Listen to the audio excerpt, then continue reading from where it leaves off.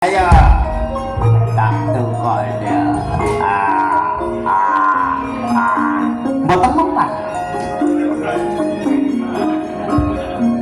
saking awak anggen ngembun dawuh supados kasil anggenira nampi wahyu katentreman nanging saknalika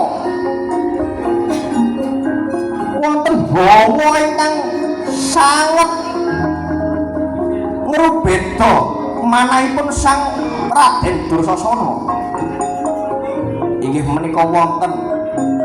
salah satunggaling wanita ingkang lintang sangajenge sang Raden Dursasana tumuli mulat sang Abagus Raden Dursasana katon tejane wahyu katentreman sakala kendel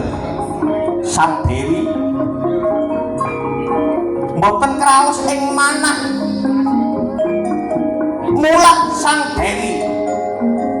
kabukak netrani sang Raden Dursasana sakala nubruk wanodya ingkang wonten ngajengipun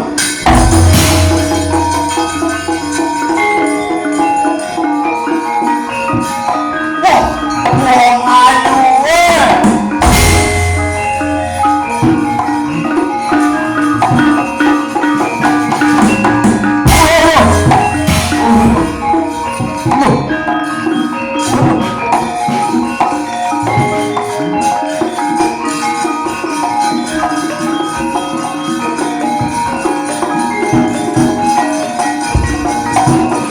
wah